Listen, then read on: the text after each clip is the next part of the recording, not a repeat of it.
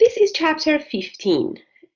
Chapter 15 talks about autonomic nervous system. And you know that the autonomic nervous system has two subdivisions. One of these subdivisions is called sympathetic subdivision, and one of them is called parasympathetic.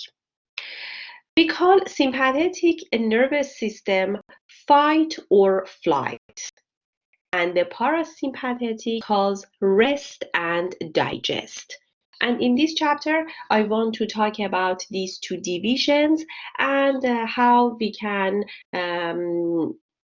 differ these two from each other and how they work for us. So in this chapter, first I want to talk about the similarities and the differences which we have between our somatic nervous system and autonomic nervous system. Then we will compare and contrast lower motor neuron in the somatic and autonomic nervous system. I want to describe the two neuron chain in the autonomic nervous system which can facilitate communication and control. And after that, I will talk about the control of autonomic nervous system separately for you. You know that one of the subdivisions in our nervous system is called somatic nervous system. In the somatic nervous system, we can receive the information under our control, and they can process this information in our central nervous system. You know that the somatic nervous system has two parts. One of them is called somatic sensory, and the other part is called somatic motor. The somatic sensory means that you can detect signals from specific senses like vision, hearing, equilibrium, smell, and taste. And you remember that we can get all of this information from outside of our body, and also our skin and proprioceptors can detect all of the changes and all of these signals. The somatic sensory part sends these information and signals to the central nervous system. And after that, in the central nervous system, we have decision making, and the somatic motor portion can send signals from our central nervous system to our skeletal muscle. Pay attention. The information go to a skeletal muscle. And you know that the function of your skeletal muscle is under your control. So we can voluntarily move our different parts of the body, and in this part our cerebrum involves, and we have some reflexive movement which involve our brain stem and spinal cord. We talked about reflexes before for you. In this picture, you can see the somatic nervous system. You see that in this system, the information, as you see here, by the somatic sensory neuron or afferent neuron can go to our central nervous system. Sometimes the central nervous system here is our brain, and sometimes it's the spinal cord. It doesn't matter.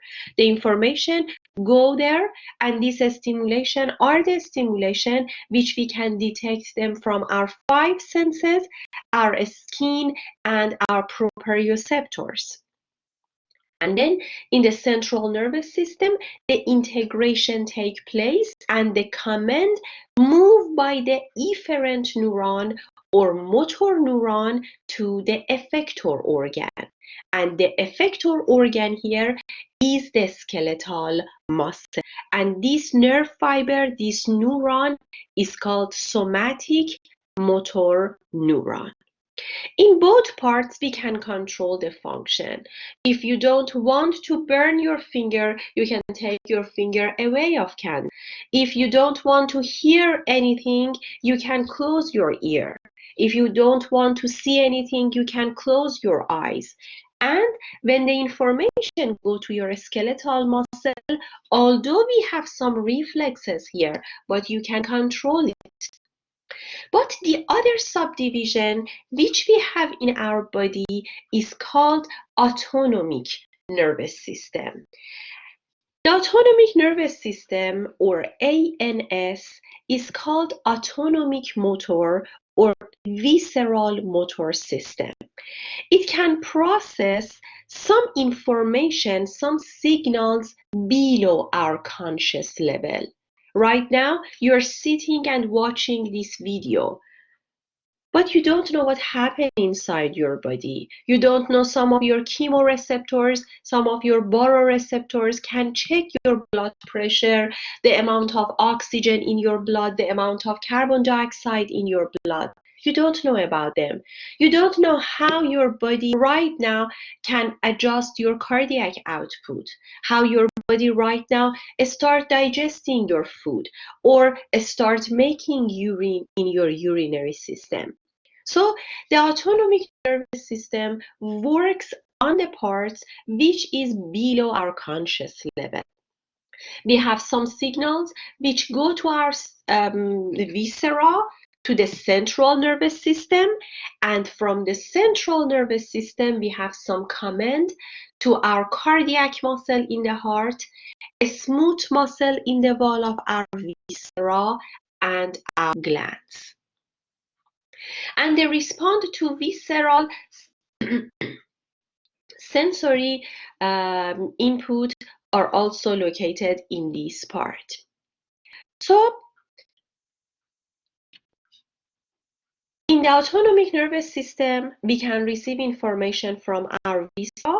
Inside our brain and spinal cord, integration take place, and the command again go to our viscera, and we don't know about them, not receiving the information and not making the response.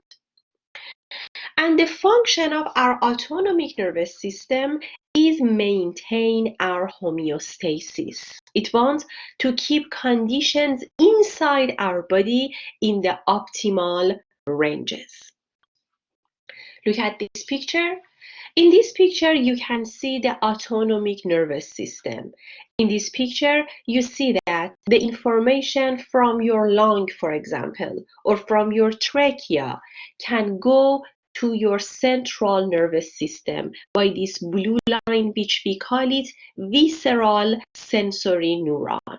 It goes to your central nervous system, integration take place here, and the command go back to your viscera here. And you don't know how your body can adjust your breathing rate or your cardiac rate or your cardiac output or your blood pressure. And today I want to talk about this system for you. What is the structure of this system and how this system works?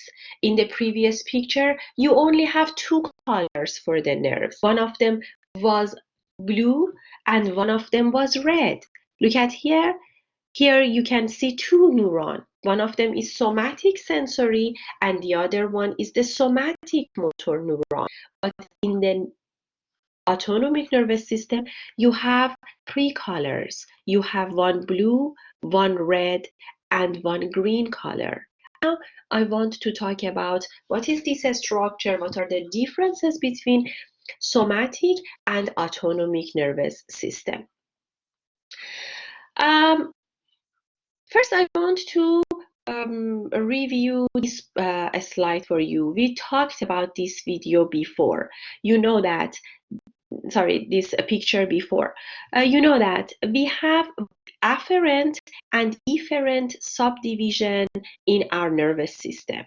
The afferent division bring information from inside or outside of your body to the brain and the spinal cord.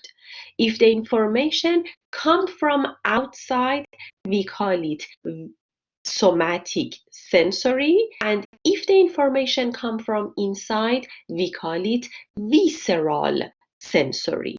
So these two can go to the central nervous system, brain and the spinal cord. In the brain and the spinal cord, we have integration and decision making, and the output is divided into two subdivisions. This efferent different division is somatic and autonomic.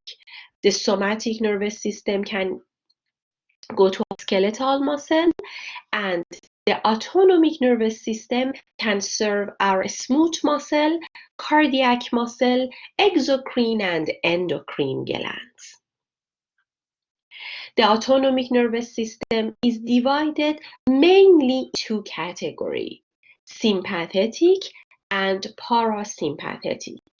Sympathetic means fight or flight. When you are excited, when you do exercise, when you have emergency, your sympathetic nervous system become activated.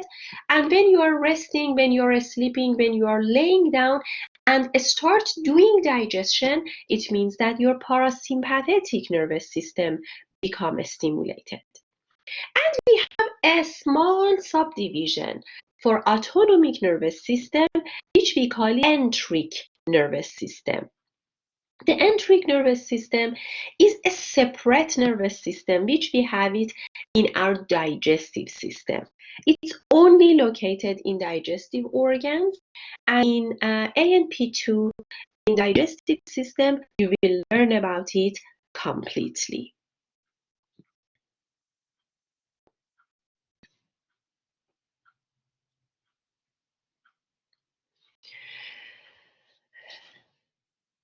In the somatic nervous system, we have the structure like this. Look at here. You can see one afferent neuron. This afferent neuron bring the information to your central nervous system, and then the efferent neuron move to effector organ. This efferent neuron which we have here is only one neuron. It's a single neuron. And this neuron is myelinated. The diameter of this axon, the axon of this neuron is very large, and the cell body of this neuron is located in our central nervous system. This is the structure, and you can see it here in this picture. Look at here, in this picture you see that one sensory neuron come to your central nervous system, and the motor neuron, the red one, start from your spinal cord here and come to the effector organ. As you see in this picture, here you only have one neuron. The cell body of this neuron is located in your central nervous system, and the axon come out. This axon is the myelinated axon, and it comes to the skeletal muscle. It has many branches, and from the synaptic knob, we have a release of only acetylcholine here. And I will talk about it in muscle chapter for you, how this acetylcholine can work here for us. This is the organization in the somatic nervous system. But in the autonomic nervous system, it's different. And I want to talk about it. First, you need to know that the ANS is called autonomic motor or visceral motor system, and only it has motor part or efferent part. We don't have any sensory or afferent part.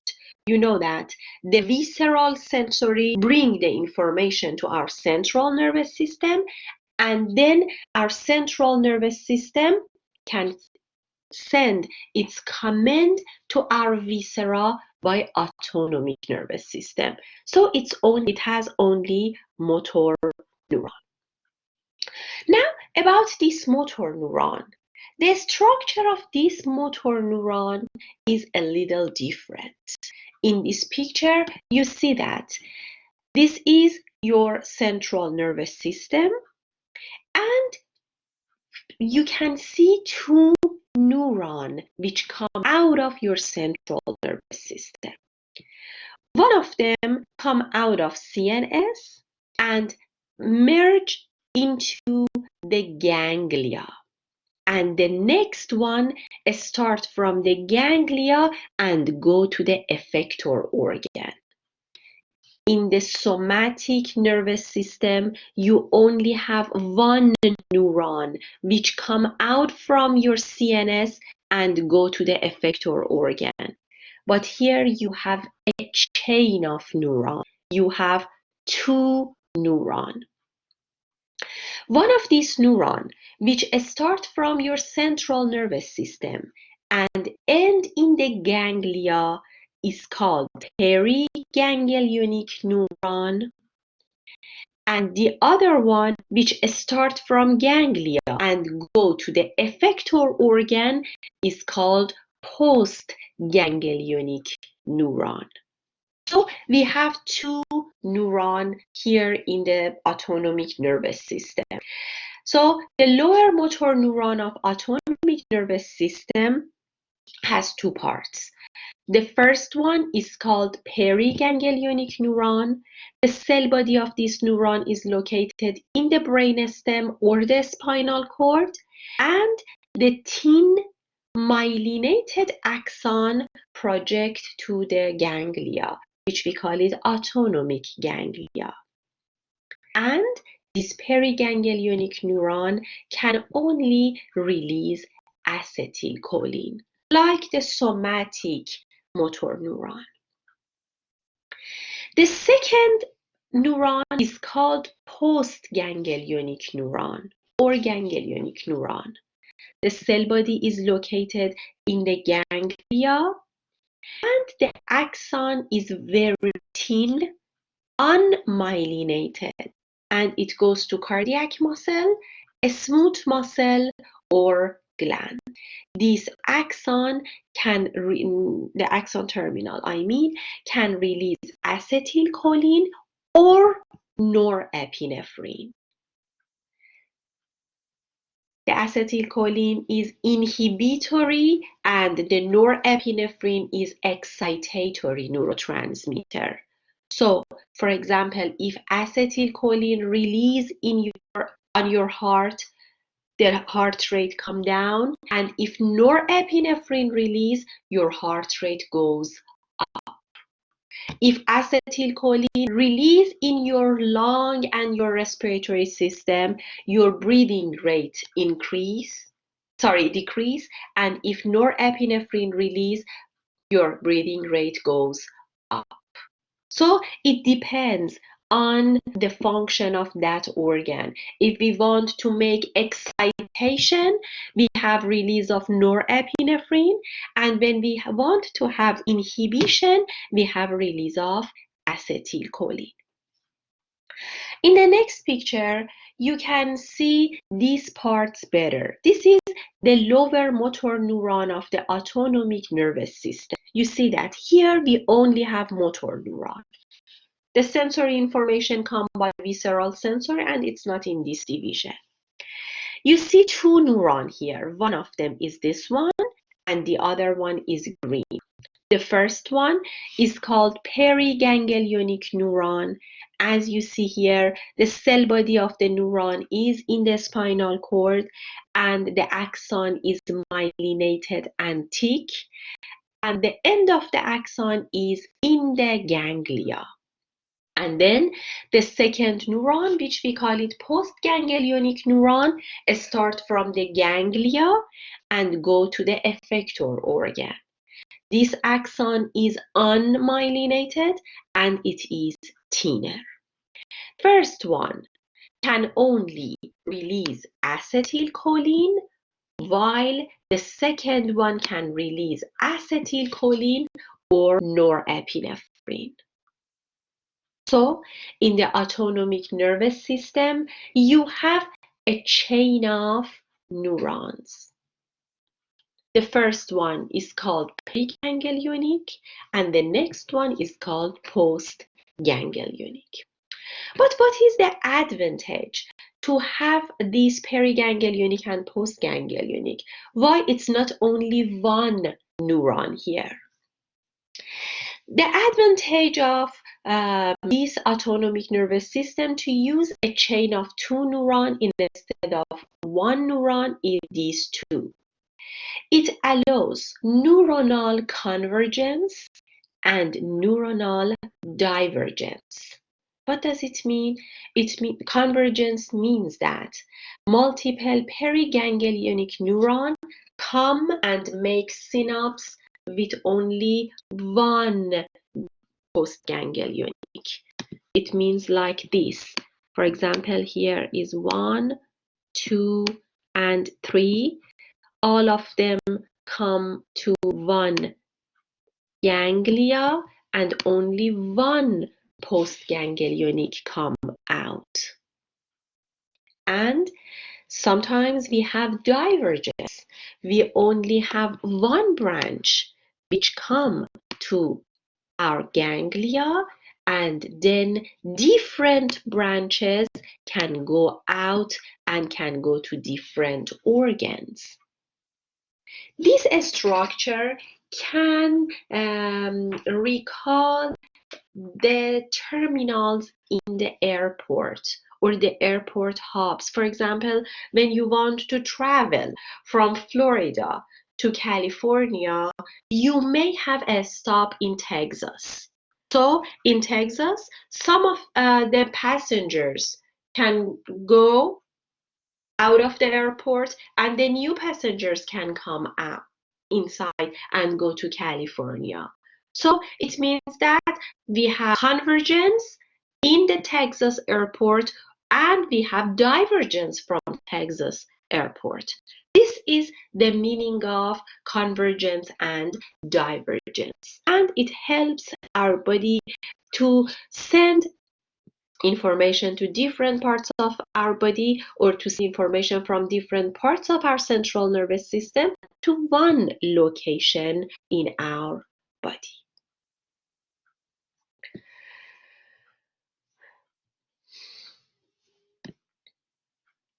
The autonomic nervous system is regulated by parts of our brain and the spinal cord. Look at this picture. In this picture, you can see the hypothalamus first. The hypothalamus is crucial here. It can contain different nuclei which can control sympathetic and parasympathetic part of our autonomic nervous system. As you see here, integration and command center is our hypothalamus, and it's involved in our emotion. The next part is the brainstem, and after that we have the spinal cord. The brainstem nuclei can mediate many visceral reflexes, like controlling and maintaining our blood pressure all the time. And the next part is the spinal cord. And the spinal cord contains different nuclei which can control some of our reflexes, like our defecation and our urination. And you need to know that the hypothalamus is like president. It can make some laws and everything should be controlled by hypothalamus. Brainstem and the spinal cord in our body work as vice president. They have this ability to control different parts of our body, but they should be controlled by president themselves. And the ganglia which we have in different parts, all of them are the workers which work under the influence of hypothalamus, brainstem, and the spinal cord.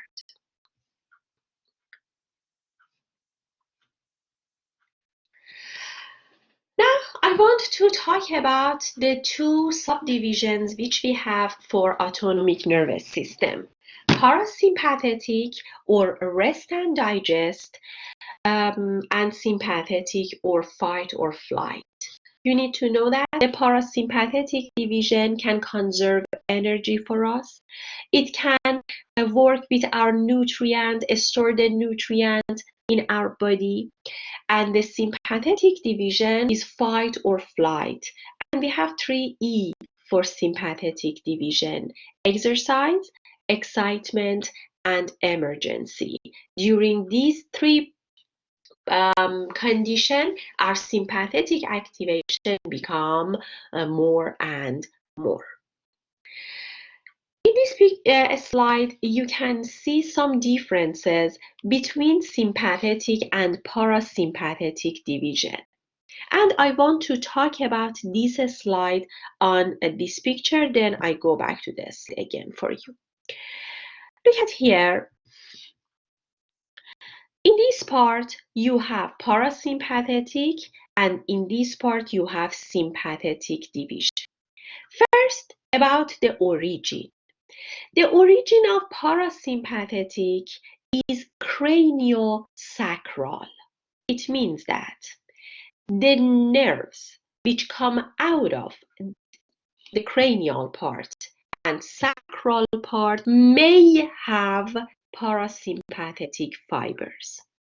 The cranial nerve number 3, which is the oculomotor, number 7, which is the facial, number 9, which is the glossopharyngeal, and number 10, which is the vagus nerve, can carry the parasympathetic fibers.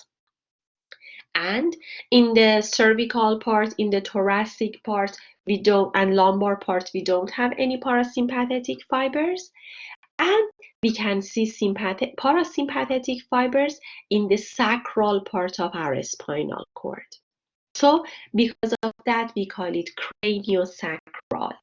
The parasympathetic division can origin from 4 of our cranial nerves and sacral part, S2 to S4. The function of the parasympathetic division is bringing our body to homeostasis in condition of rest and digest. It can conserve energy and replenish nutrient store for us. The sympathetic division origin from T1 to L2. The spinal nerves, which originate from T1 to L2 segment of your spinal cord, carry sympathetic division. We call it trocho-lumbar division because it's originated from the thoracic part and lumbar part. As I told you before, the function of this part again is bringing our body to homeostasis, but in condition of fight or flight. What does it mean? It means that when you are doing workout, the homeostasis of your body is increasing the level of oxygen. So you need to breathe more, your cardiac output should be more, your heart rate should be more to bring oxygen more to your muscles. This is your homeostasis at the time of exercise. When you have emergency, when you have a stress, at that time you see that your blood pressure goes up, and this is the normal homeostasis at that time. And the sympathetic division can bring this condition for your body. It can increase alertness and metabolic activity in your body. And the structure of parasympathetic and sympathetic are different from each other. In the parasympathetic division, look at here, the periganglionic axon is long and the postganglionic is short. While in sympathetic division, the periganglionic is short and the postganglionic is long. The next differences is this. The periganglionic axon here in the parasympathetic doesn't have many branches. But in the sympathetic, this periganglionic has many branches. So these are the differences which we have between parasympathetic and sympathetic structure. The other differences which we have here is this. This ganglia, which we call it autonomic ganglia, in the parasympathetic division is very close to the organ, to the effector organ. But in sympathetic division, it's very close to the vertebral column. So the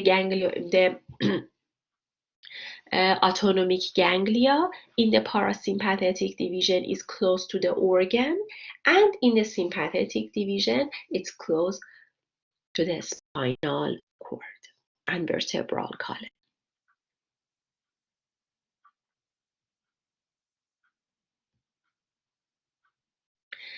And the degree of response in these two subdivisions are different from each other.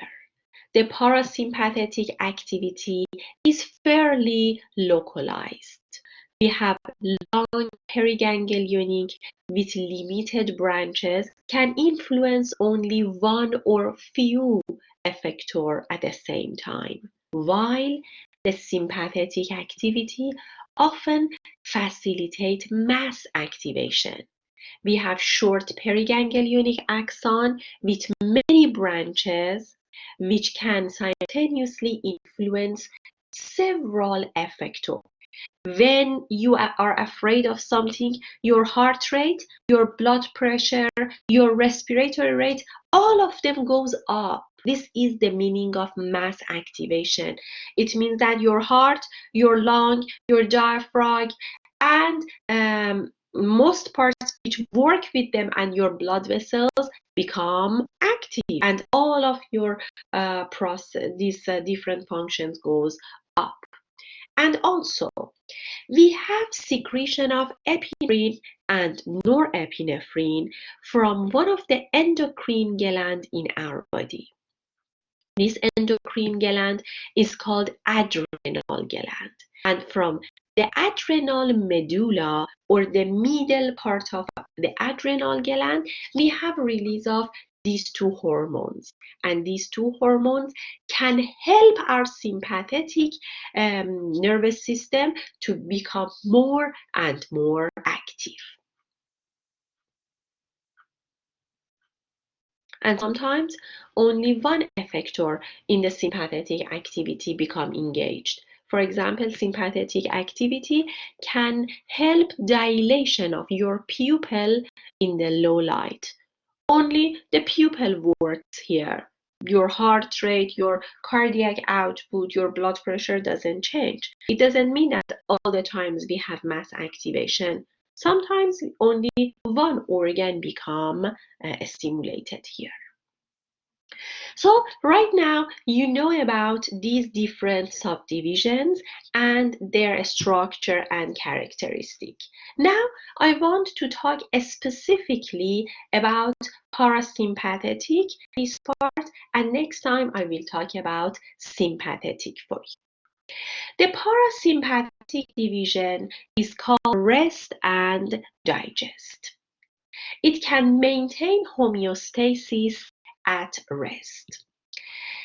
And as I told you, the origin of this parasympathetic is craniosacral. We have two types of ganglia in the parasympathetic division. One of them is called terminal ganglia, and one of them is called intramural ganglia. Terminal ganglia is the ganglia which is very close to the effector. For example, look at here.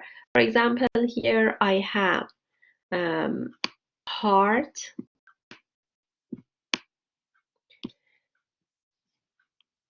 and if the ganglia is located inside the wall of the heart, I call it intramural.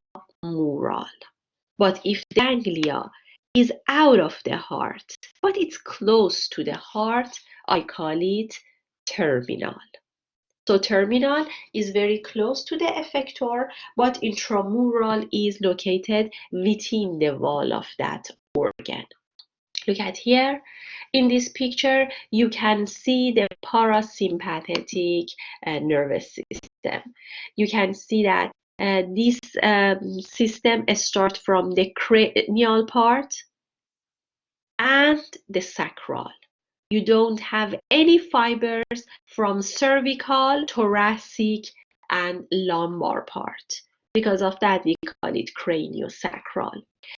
Your cranial nerve number 3, oculomotor, number 7, facial, number 9, what is the name of number 9? Glossopharyngeal, and number 10, which is the vagus, can carry parasympathetic fibers. And you see that the first neuron starts from your brain stem. The cell body of the neuron is located in the brainstem, and the axon, which is myelinated and very long, come out. This is the periganglionic axon. And they go to the ganglia. These ganglia are near to the organ, so we call them terminal ganglia. And then the postganglionic axon are very short and unmyelinated. And you see that nerve number 10, or vagus nerve, which is a very important cranial nerve, starts from your medulla oblongata here and come to almost all of your viscera. Look at here. It can go to your heart, lung, liver and gallbladder, stomach, spleen, pancreas, large and small intestine. And it can control the function of all of these organs for you, also your kidney.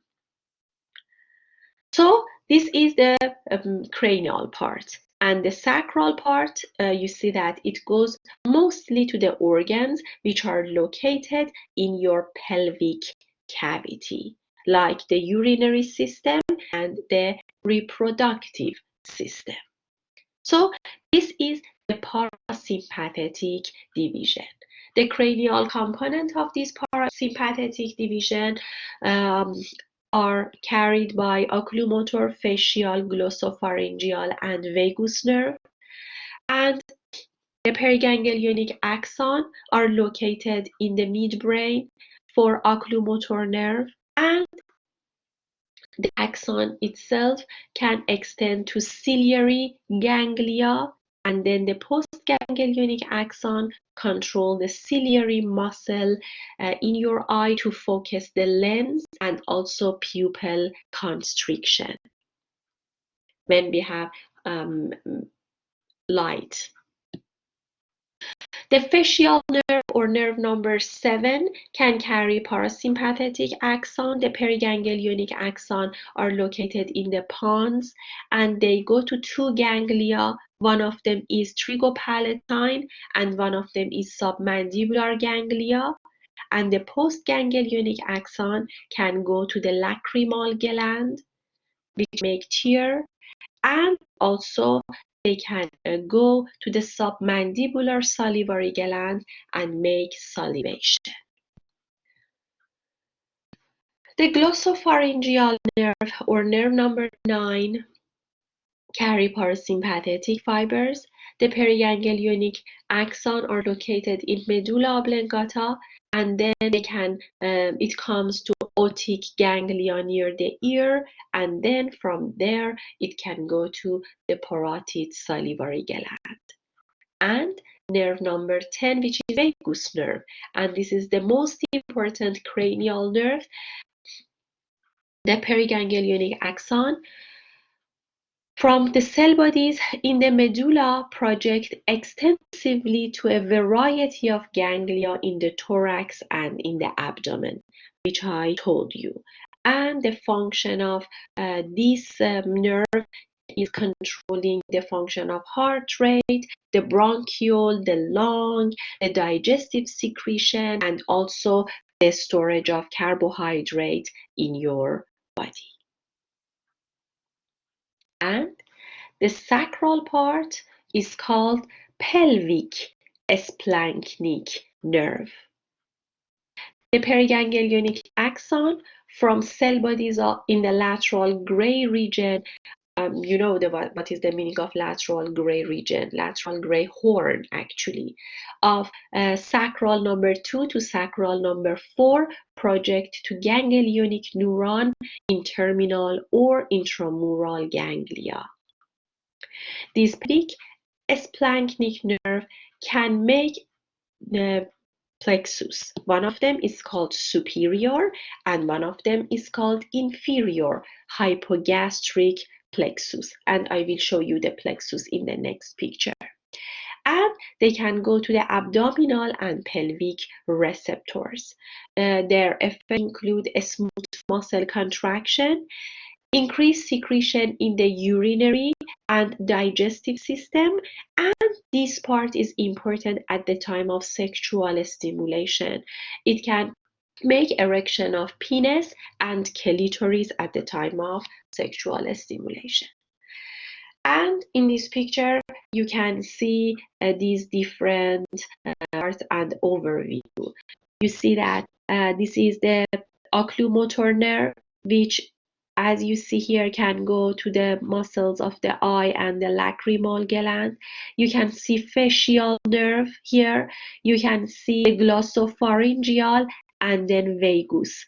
You see that number 3, 7, and 9 can only go to your head, but number 10 pass the head and neck and come to the thoracic and abdominal part. As you see here, it can innervate your heart, as I told you, the lung and trachea, your digestive system, and also ovary and testis here.